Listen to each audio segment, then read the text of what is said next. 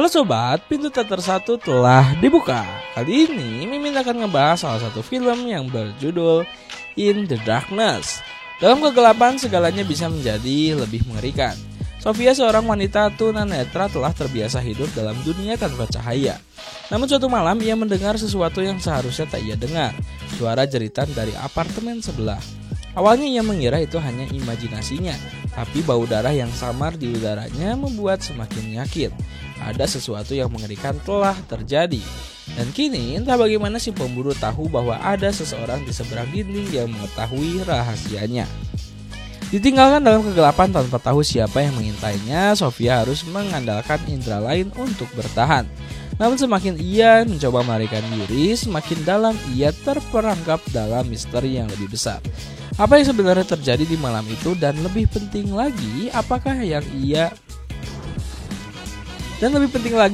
ia bisa bertahan saat sosok misterius itu semakin mendekat, memburu satu-satunya saksi yang bisa mengungkap kebenaran. Mau tahu bagaimana kelanjutannya? Langsung saja kita mulai intronya.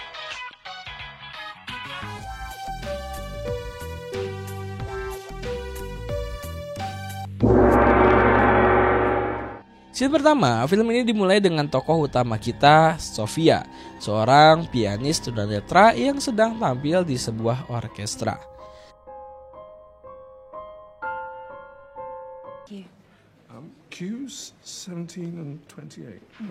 Setelah selesai bekerja, dia pulang dan mampir ke sebuah kafe di sebelah gedung apartemennya. Di sana, Sofia mendengar berita tentang perang Bosnia yang terjadi antara tahun 92 hingga 95, di mana lebih dari 10.000 orang tewas dan jutaan lainnya mengungsi. Berita itu juga menyebutkan tentang Zoran Radic, seorang mantan penjahat perang Serbia yang kini dikenal sebagai dermawan. Namun sekarang dia sedang menghadapi tuduhan mengatur perdagangan senjata dan perdagangan manusia. Saat kembali ke gedung apartemennya, Sofia bertemu dengan tetangganya, Veronik, yang tinggal di lantai atas. Sofia dengan ceria memuji aroma tubuh Veronik, menunjukkan betapa tajam indera penciumannya. Veronik berterima kasih padanya karena telah tampil di acara ayahnya, lalu bertanya apakah Sofia merasa nyaman melakukannya. Sofia menjawab bahwa ayahnya sedang sakit dan butuh uang, jadi dia tidak peduli dengan hal lain. Kemudian Sofia bertanya tentang nama parfum yang digunakan Veronik, tetapi Veronik hanya tersenyum dan mengatakan itu rahasia. Malamnya, Sofia bermain piano di apartemennya sampai dia terganggu oleh suara keras dari lantai atas. Dia mendengar Veronik bertengkar dengan seseorang, tetapi memutuskan untuk mengabaikannya dan tidur. Dalam tidurnya, Sofia mengalami mimpi buruk tentang masa kecilnya, di mana seseorang mengunci di dalam lemari untuk melindunginya. Saat terbangun, dia kembali mendengar suara pertengkaran Veronik di lantai atas. Keesokan harinya saat pulang kerja, Sofia terpeleset di tangga dan melukai tangannya. Dia mengambil benda yang membuatnya tergelincir dan menemukan sebuah syal wanita lalu menciumnya. Saat memeriksa kotak suratnya, dia menemukan sebuah botol kaca kecil berisi cairan, lalu kembali mencium syal tersebut.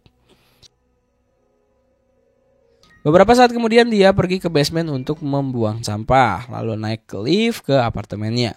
Saat tiba di lantai dasar, Veronik tiba-tiba masuk ke dalam lift dengan wajah ketakutan, dikejar oleh seorang pria. Sofia yang khawatir bertanya apa yang terjadi, tetapi Veronik mengatakan bahwa dia baik-baik saja. Sebelum keluar di lantai Sofia, Veronik tiba-tiba mendekatinya dan berbisik agar Sofia menjaga sesuatu untuknya, lalu mengungkapkan bahwa nama parfum rahasianya adalah Liquid Gold. Sesudahnya saat di kamarnya, Sofia kembali mendengar Veronik bertengkar dengan seseorang di apartemen atas.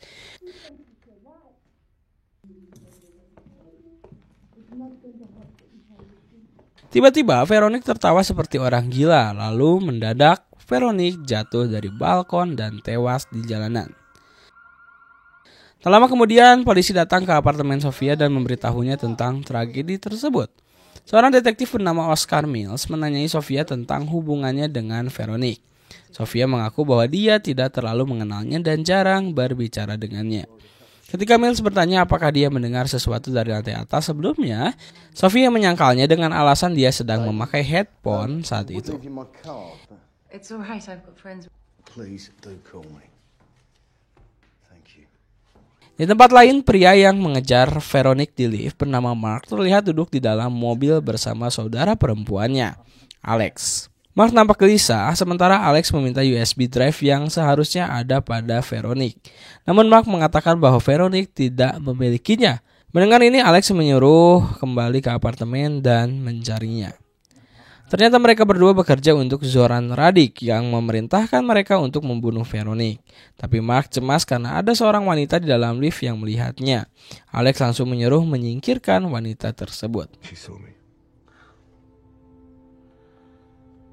Adegan beralih ke kamar mayat di mana detektif Mills tiba bersama seorang dokter. Dokter itu mengatakan bahwa berdasarkan bukti Veronique tampaknya bunuh diri karena tidak ada tanda-tanda perlawanan. Namun mereka juga menemukan bahwa dia baru saja menjalani operasi hidung dan mengecat rambutnya seminggu yang lalu. Hal ini membuat Mills bertanya-tanya, kenapa dia repot-repot melakukan semua itu kalau berniat bunuh diri. Keesokan harinya Sofia kembali ke orkestra, tetapi ia kesulitan dalam berkonsentrasi.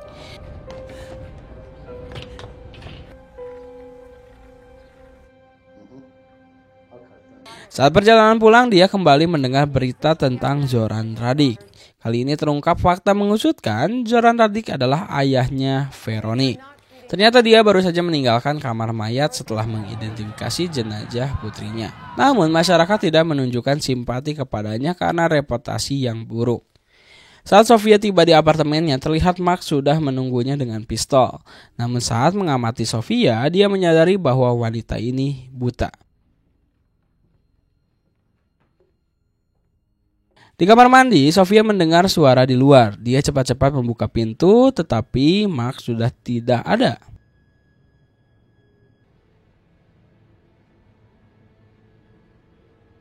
Dia cepat-cepat membuka pintu, tetapi Mark sudah tidak ada. Dia menyadari pintu apartemennya terbuka, artinya seseorang telah masuk dan pergi. Sementara itu, detektif Mills menerima telepon dari dokter forensik yang mengabarkan bahwa Veronique sedang hamil 12 minggu.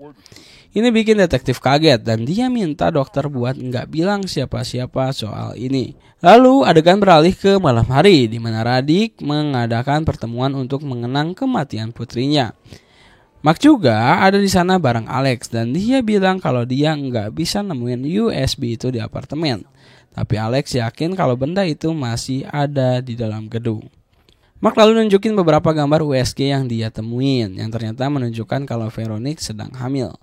Alex langsung nyuruh dia buat nggak terlalu kepikiran dan bilang kalau bayinya mungkin bukan anak Mark. Saat itu juga Sofia datang ke acara tersebut dan duduk di piano buat main musik. Radic kemudian memberikan pidato dengan wajah sedih karena kehilangan putrinya. Dia bilang meskipun berduka dia tetap akan fokus menjalankan organisasi amalnya yang membantu pengungsi perang miskin. Setelah pidato itu, Sofia mulai memainkan lagu yang bernada sedih di piano. Ini menarik perhatian Radic dan setelah dia selesai, Radic penasaran gimana dia bisa tahu lagu itu. Sofia jawab kalau dia belajar lagu itu dari Veronique dan mereka dulu bertetangga. Radic kaget dengar ini, jadi dia mengajak Sofia ke kantornya. Sementara Alex dan Mark hanya bisa menonton dengan bingung.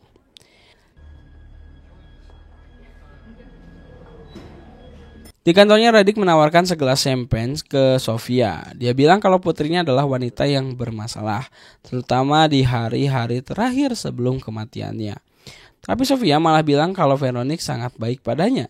Dia juga cerita kalau Veronique pernah minta dia mainin lagu tersebut karena dulu ayahnya sering menyenandungkannya di waktu kecil. Di saat yang bersamaan, Alex datang buat ngeganggu pertemuan mereka. Jadi Radic pamit sebentar buat bicara dengan Alex. Selama momen itu, Sofia ngeluarin vial berisi cairan yang ternyata adalah racun. Dia berusaha menuangkannya ke dalam minuman Radic. Tetapi nggak sengaja jatuhin vialnya ke lantai. Sementara itu, Alex menyuruh Radic buat menunjukkan kesedihannya di depan orang-orang, biar mereka tahu dia benar-benar berduka, bukan malah menggoda seorang pianis buta. Setelah selesai bicara dengan Alex, Radic kembali ke Sofia yang buru-buru menutupi vial yang pecah dengan kakinya. Radik lalu bilang kalau pertemuan mereka harus diakhiri untuk saat ini, tapi dia ingin bertemu lagi. Sofia setuju, tapi sebelum pergi dia menghancurkan vial itu secara diam-diam dan menjatuhkan gelas champagne-nya untuk menutupi jejaknya.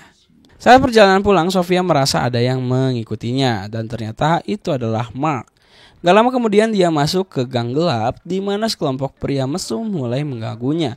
Tiba-tiba Mark muncul buat menyelamatkan dan melawan para preman tersebut. Setelah mereka berdua pergi ke sebuah kafe terdekat.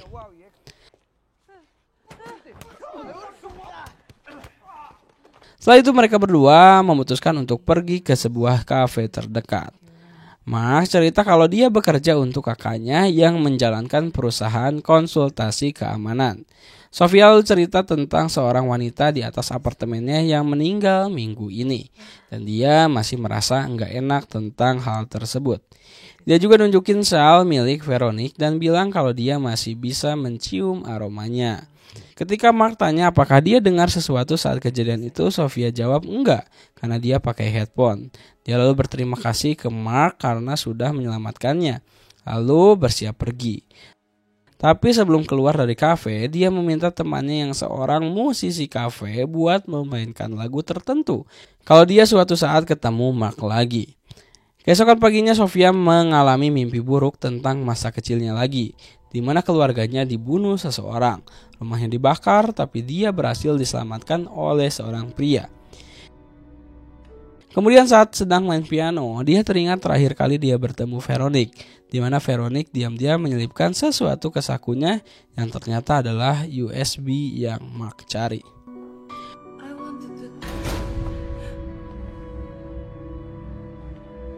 Tiba-tiba detektif Mills datang menemuinya dan bilang kalau dia tadi di lantai atas dan dengar Sofia main piano. Dia lalu menanya apakah Sofia ingat sesuatu yang baru tentang kejadian itu. Tapi Sofia tetap bilang enggak. Mills lalu ngasih tahu kalau Veronique sebenarnya hamil sebelum meninggal, yang bikin Sofia terkejut. Setelah detektif pergi, Sofia keluar dan bertemu dengan seorang pria bernama Neal yang ternyata adalah ayah angkatnya. Neal langsung memperingatkan Sofia buat menghilang karena detektif Mills adalah orang yang tekun dan sebentar lagi pasti bakal mengungkap identitas serta latar belakang aslinya. Tapi Sofia menolak dan tiba-tiba bilang kalau dia harus balas dendam ke Radik terlebih dahulu. Saat itulah terungkap kalau dia adalah korban perang Bosnia dan seluruh keluarganya dibantai atas perintah Radik. Neal yang dulu menyelamatkannya dari perang dan memberinya kehidupan baru sudah menjadi pelindungnya sejak saat itu. Di sini Sofia menyerahkan USB itu ke Neal dan bilang kalau ini pasti sesuatu yang penting karena Radik sampai membunuh putrinya sendiri demi benda tersebut. Dia juga nyuruh Neal buat coba pakai kata sandi liquid gold. Sementara itu Mark diam-diam mengawasi mereka dari kejauhan. Kemudian dalam perjalanan pulang, Sofia tiba-tiba diculik oleh sekelompok preman.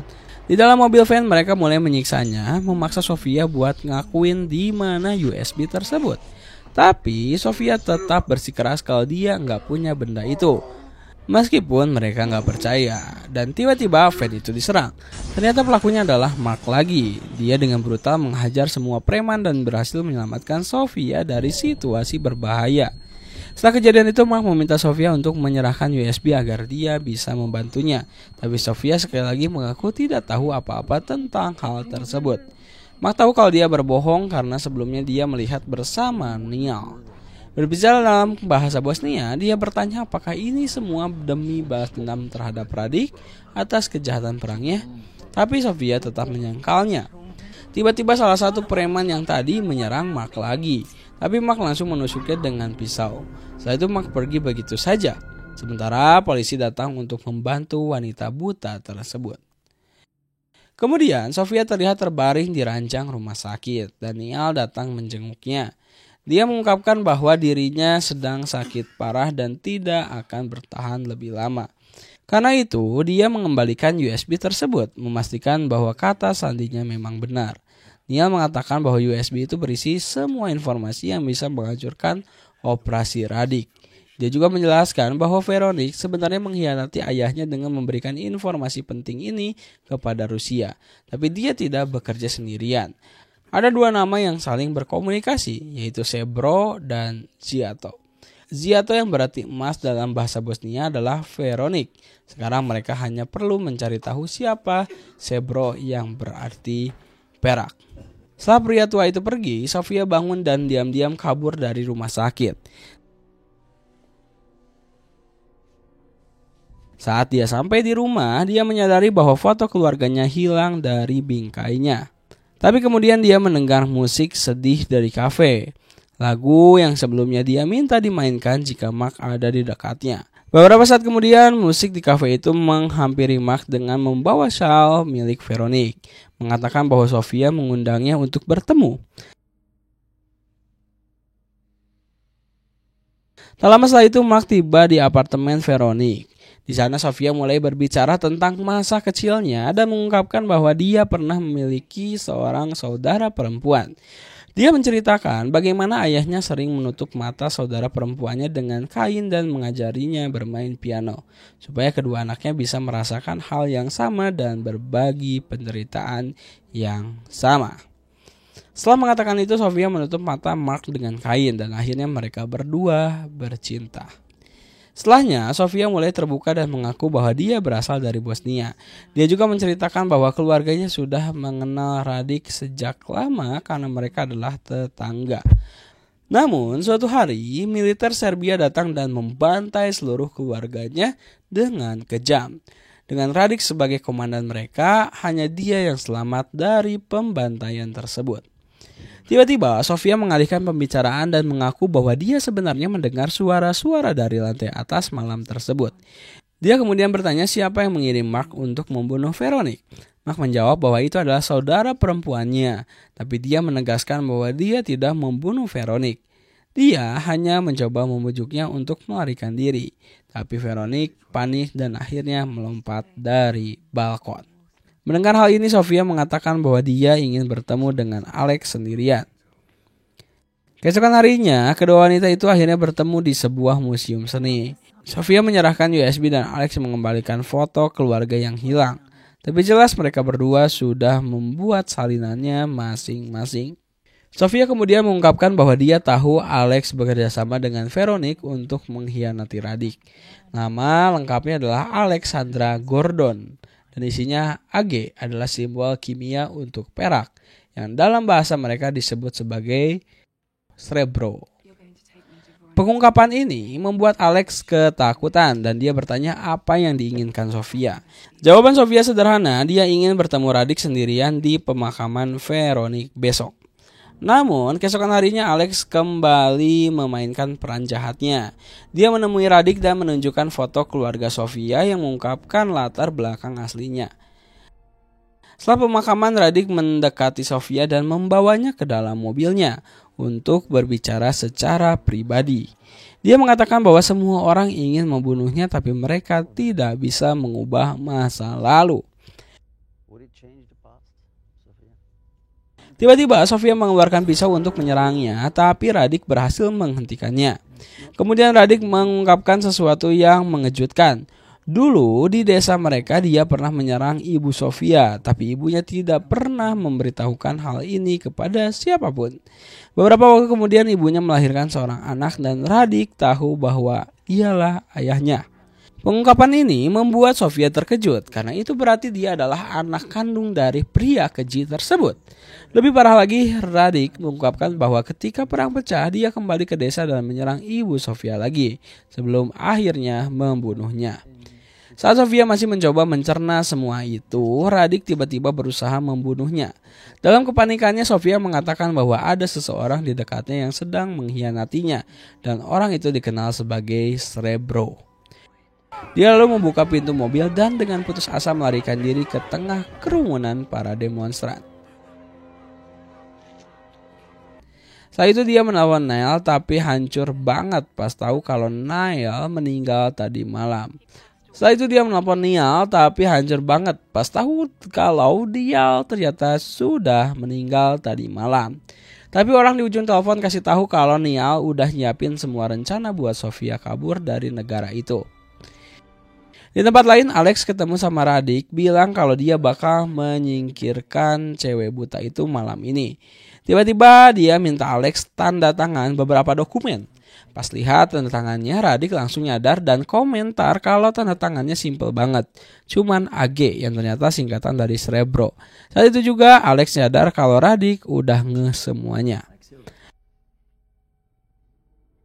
Panik, dia buru-buru ketemu Mark dan bilang kalau Radhik tahu segalanya dan bakal bunuh dia. Tapi Mark malah santai dan nyuruh dia ke bandara buat kabur. Dia bilang dia sendiri yang bakal ke Sofia buat nolongin dia karena dia lagi dalam bahaya. Alex mohon-mohon minta bantuan, ngingetin kalau mereka terikat darah. Tapi Mark nolak mentah-mentah karena dia masih nyalahin Alex atas kematian anaknya yang belum lahir. Saat itu Alex yang udah putus asa masuk ke mobil yang bakal nganterin dia ke bandara.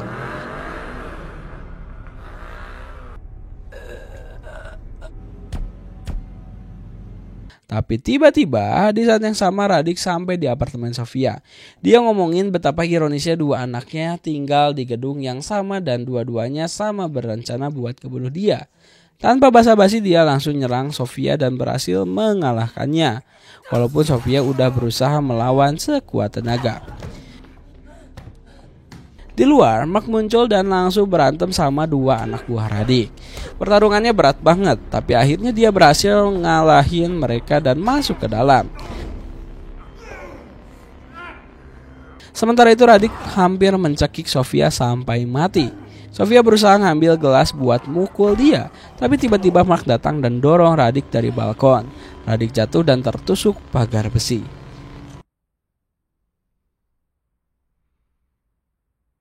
Setelah semuanya selesai, Sofia malah marah karena dia sendiri yang pengen bunuh Radhik. Tapi Mark bilang kalau dia bakal nyesel seumur hidup kalau beneran ngelakuin itu.